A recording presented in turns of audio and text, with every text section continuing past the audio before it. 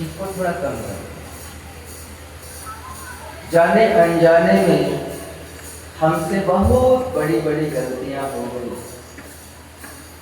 गलती तो हो गई भगवान, अब जाए तो कहाँ जाए। तेरे दर पर आए हैं, देख हमारी जीवन रूपी नैया को मझधार में डूबने से बचा लेना। ये संसार के जितने रिश्ते हैं ना, आज नहीं तो कल इन रिश्तों से धोखा मिलेगा। परमात्मा एक तेरा ही तो सहारा है, एक तेरा ही आस है प्रभु, हमें हमारी मंजिल मिला देना। देखो भगवान दया के सागर हैं, करुणा के निधान हैं। मंदिर पर जो माताएं बैठी है उनसे निवेदन है, माता जी लोग आपसे निवेदन है कि भजन को बंद कर दीजिए, यहाँ आ जाइए। माता जी लोगों से निवेदन है, भजन तो कल भी होगा लेकिन कथा नहीं मिलेगी। आपका झनकार का आवाज मेरे कथा को दिक्कत कर रहा है। आपको तो अपने समझ जाना चाहिए था। कथा में बिल्कुल शांति चाहिए। यहां देखिए कितना बड़ा ज्ञान यज्ञ हो रहा है। क्या कहा जाए, हम सोचे कि अब मैया लोग बंद कर रही है, अब बंद कर रही है, तो हम कथा शुरू किए तो मैया लोग और जोर कर दी।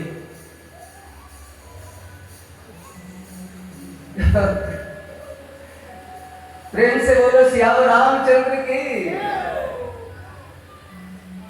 तो भगवान हमारी पुकार सुनेगा, और कोई सुने ना सुने, लेकिन परमात्मा और मां दुर्गा तो जरूर सुनेगी।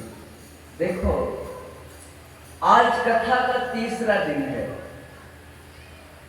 2 दिन की कथा निकल गई, तीसरे दिन की कथा आरंभ हो गई, और अभी तक हम लोग सोचते रह गए कि अब कल से जाएंगे तो कल से जाएंगे। अरे तुम कहते हो कि मरने का फुर्सत नहीं, तो कथा का रसपान कौन करेगा। तुम भगवान के लिए 1000 बार कहते हो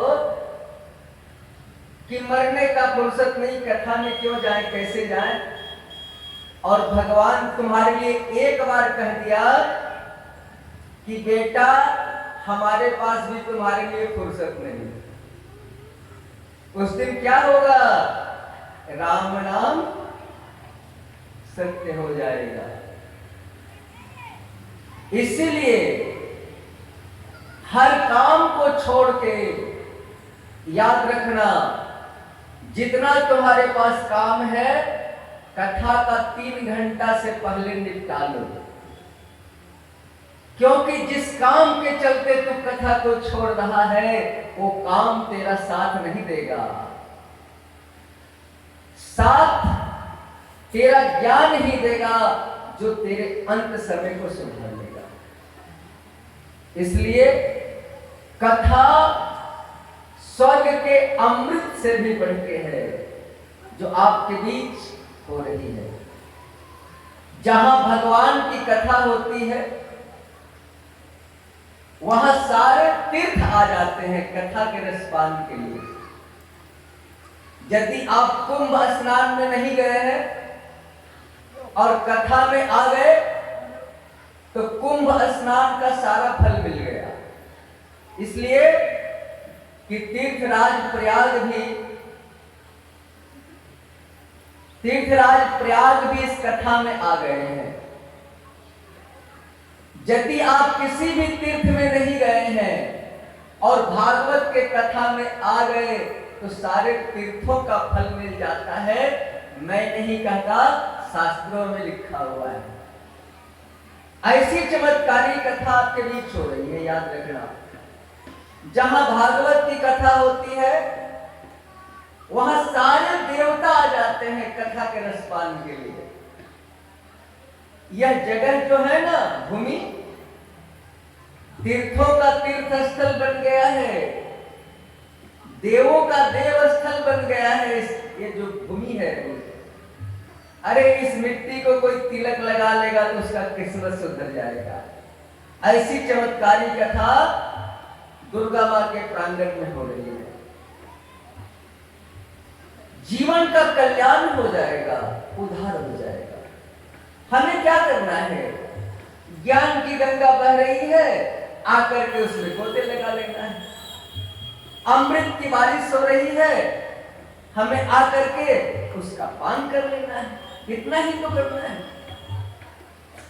एक दो भाई हमसे पूछ रहे थे कि बाबा आपका गुरु का नाम क्या है, क्या आपने गुरु दीक्षा ली है? अरे भैया, बिना गुरु दीक्षा का ज्ञान कहां से मिलेगा?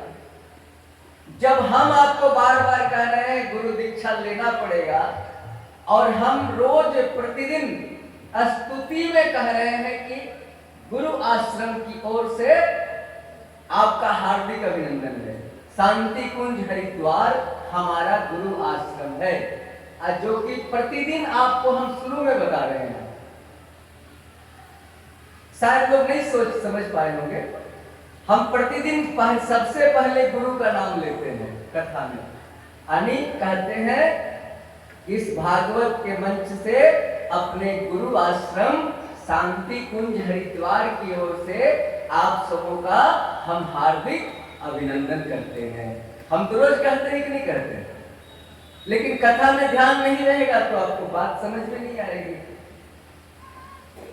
हमारे गुरु का नाम है वेद मूर्ति तपोनिष्ठ पूज्य पंडित श्री राम शर्मा आचार्य। हरिद्वार में उनका सबसे बड़ा आश्रम है। उतना बड़ा आश्रम अभी किसी महात्मा ने निर्माण नहीं किया। उनका देव संस्कृति विश्वविद्यालय चलता है शांति कुंज हरिद्वार में, देव संस्कृति विश्वविद्यालय। वहां पर विदेश के बच्चा भी आते हैं पढ़ने के लिए। वहां आपको अध्यात्म की शिक्षा दी जाती है, हवन करने की विधि बताई जाती, कथा प्रवचन बताया जाता, अगरबत्ती धूपबत्ती मोमबत्ती कपड़ा बिनने के लिए, घी बनाने के लिए, दवा बनाने के लिए सब सिखाया जाता है, और सब कुछ फ्री में सिखाया जाता है। कोई शुल्क नहीं लिया जाता। आपको ज्योतिष बनना है, आप जा करके ज्योतिष बन जाओ। आपको कथावाचक बनना है, वहां जाओ, फ्री में कथावाचक का ट्रेनिंग मिलेगा।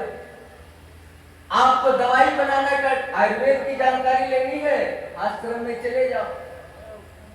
रहने को घर मिलेगा, खाने को भोजन मिलेगा, और जो विद्या सीखना चाहते हो, हारमोनियम बजाने सीखना चाहते हैं चले जाओ, संगीत सीखना चाहते हो चले जाओ। इतना बड़ा आश्रम है, और लोग प्रतिदिन कम से कम उस आश्रम में 10,000 लोग भोजन करते हैं प्रतिदिन। शांति कुंज में स्टेशन पर हरिद्वार उतरो और कहो कि भैया हमें शांति कुंज जाना है। वैसे तो आश्रम की गाड़ी लगी हुई रहती है स्टेशन के बाहर, उस गाड़ी में बैठ जाओगे तो 1 रुपया नहीं लगेगा, पहुंचा देगा। आश्रम के अंदर 1 रुपया कोई आपसे मांगने वाला नहीं। थोड़ा इसको और कम कर दीजिए।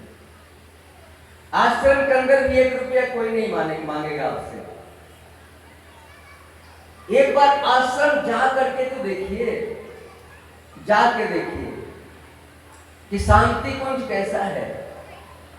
जैसे आप आश्रम में प्रवेश करोगे शांति कुंज, लगेगा कि स्वर्ग में आ गए।